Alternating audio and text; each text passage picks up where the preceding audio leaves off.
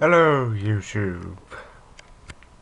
It's been a while, haven't done a video quite some time, so I thought, why not do a countdown list? So this I present the today top 10 Final Fantasy characters. Now, sorry if you saw number 10 there, but yeah, I'm gonna be doing the top 10 Final Fantasy characters in my opinion. I would probably say I would have gone with the one character per game rule, but considering this list has two characters from the same game, we're just gonna throw it out the window. So, let's start at number 10, Sephiroth. Now, I know what a lot of you are thinking, why is this guy on my list at all? Well, say what you want, I just find him interesting. He's not the best, but to me he's not the worst. He's a good antagonist, but not as great as Kafka. Don't worry, be glad I put him at number 10 on the list. And number 9, Irvine Kinius from Final Fantasy VIII. Now, this guy, one word to describe him would be a womanizer. If you thought he was a good sniper, try the assassination of the sorceress Sadea, who, I'm not going to spoil the story, but when he tries to fire a shot at her, she basically uses a reflect spell to bounce the bullet off the spell and make him go through a deep depression. But wow. Like, to me, this guy's better than Laguna by far. Gunman as a sniper rifle. Come on, sniper rifles, they're good. And also this guy, not sure what else to say, so moving on. Yuna from Final Fantasy X. Yeah, probably gonna put her higher, but it was just my opinion. I thought, hell, why not put her on the list? She's a great character. Better than Mr. Mama's boy.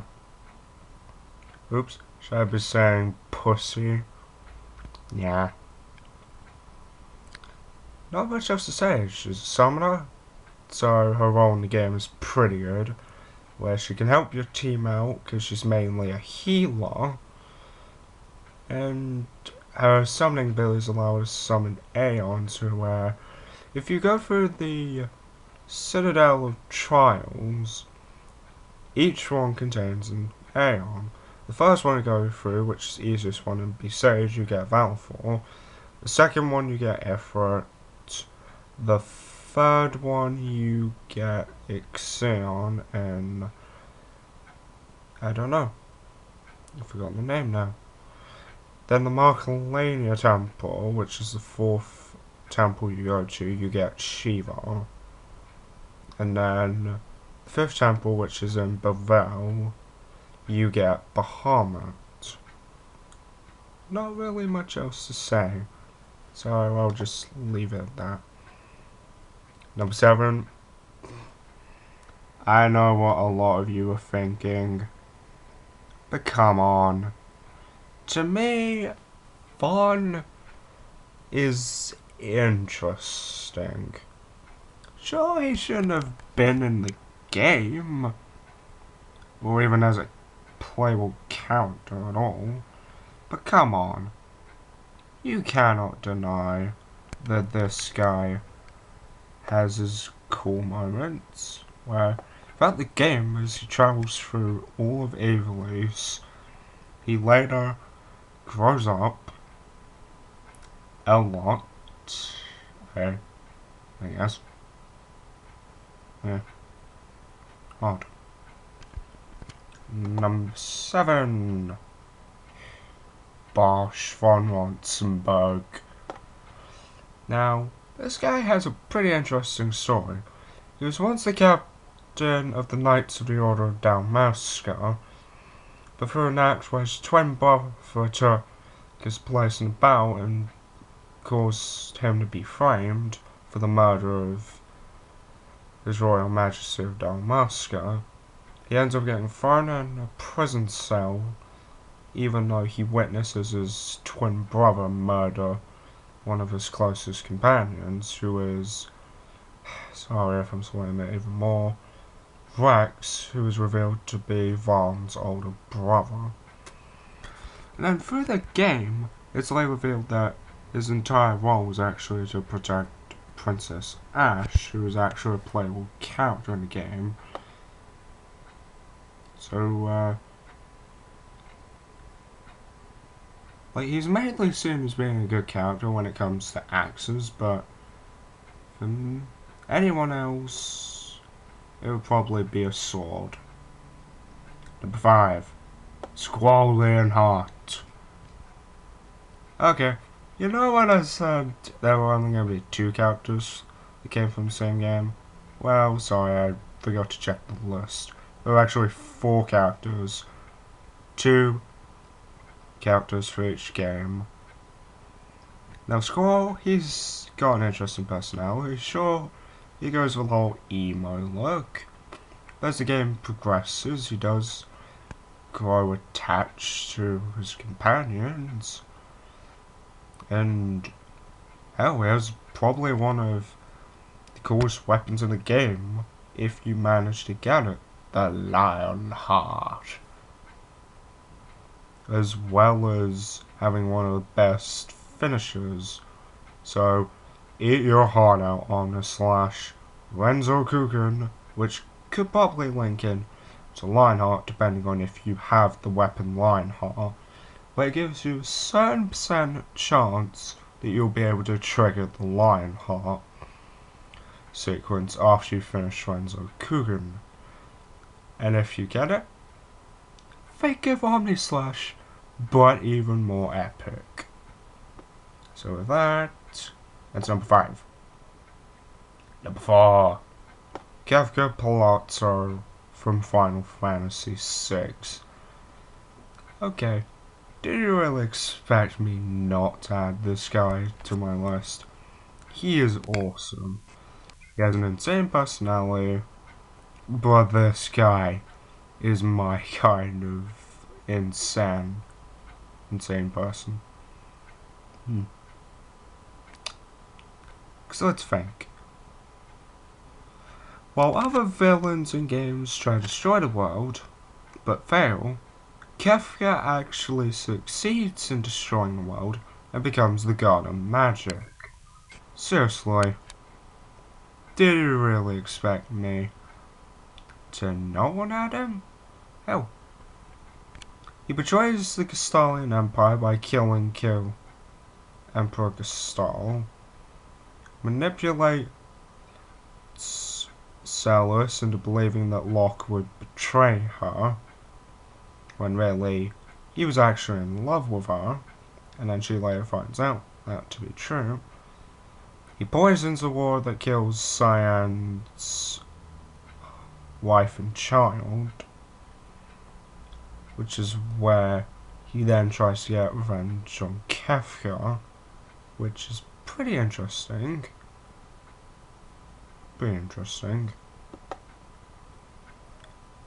Not much else to say about him, other than insane, which is it? Rephrase it. Batch. Insane clown. Number 3. Zidane Tribal from Final Fantasy 9. Oh, you know what? Screw it. 3 games, 6 characters. So that's it. we have 6 characters, 3 different games, where 2 game characters for each of the games. Now, this is interesting. Zidane, we know him as the hilarious character from Dissidia, where he values his friends just as much, but not as much as the Warrior of Light. It is known to be one of the fastest characters in Dissidia. Now, not much else to say about Zidane other than his backstory. Other than his story is pretty interesting, where he's a thief from a group called Tantalus, which is basically a thief group disguised as a theatre group, where at the beginning of the game it's revealed that Tantalus is trying to put on a play in honor of Princess Garnet's birthday, and during it, they plan to kidnap her and take her away. And then as you go through the game, Zidane eventually betrays Tantalus and takes Garnet for himself because he's fallen in love with her. Now, not much else to say about this. Not really. So I'm gonna move on now. Number 2. Kuja. Oh yeah. Our sweet transvestite of the Final Fantasy series. No in hell was I getting rid of this guy. He is one of the interesting personalities that I love in a game. Some characters are insane. Some characters are moody emos. Not mentioning their names. Some people are just scared of others. Kuja is a guy, it's the first transvestite we've ever seen in a game. And hell, most times in the game, he's got very poetic dialogue. Very poetic dialogue.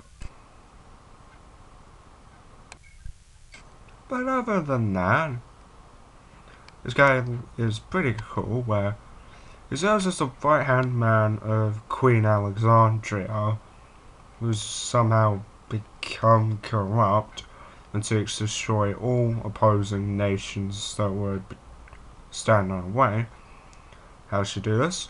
By taking Garnet's ability to summon Eidolons, and what she does is, she destroys a village with the power of Odin, and then unfortunately Kuja betrays her and uses the Invincible to control Bahamut, and ends up destroying her entire fleet of ships. So, and then later on tries to destroy Gaia and actually destroys the Life Tree, or however you say it. Then he sets his sights to Terra, or wherever else they go, which is basically where his master Garland resides. No, not Garland from Final Fantasy 1. His master Garland, who, after Kuja then transforms into Chance Kuja and pummels your party's ass with Ultima, it is then later revealed that he was a mortal created to die when Zidane the Worthy Gamma, and yes, Zidane Tribal is that Worthy Gamma, where he becomes strong enough to oppose Garland. And at that point, Kuja will then die. In retaliation for this, Kuja then tries to destroy Terra, as well as tries to destroy every single part of the world, knowing that he will die. Through this act, he awakens Necron, who is, if you've watched many other people, is the unexpected final boss of the game. Not much else to say, so I'm gonna leave it there. Balfair is my number one. Okay. Don't you dare object to this. If you thought Bosch was good, try Balfair. This guy is cool. Not only is he good as a musket wielder and what have you, but he has one of the most interesting personalities where he's a sky pirate who travels with a Viera called Fran. No. Screw it. Balfair is from Final Fantasy 12. Third character from 12. So, but that, there's a lot of characters, and some of them are actually from the same games. Yeesh. Anyways, back to Balfair. Not only is this guy a good sky pirate, good musket wielder, but he has one of the best British accents I have ever heard in a video game. Especially the Final Fantasy series.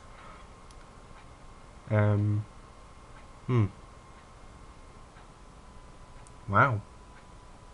Now that I think about it, I really love this guy so much that I can't even explain it. He's just awesome to me. And now, his quickening's awesome.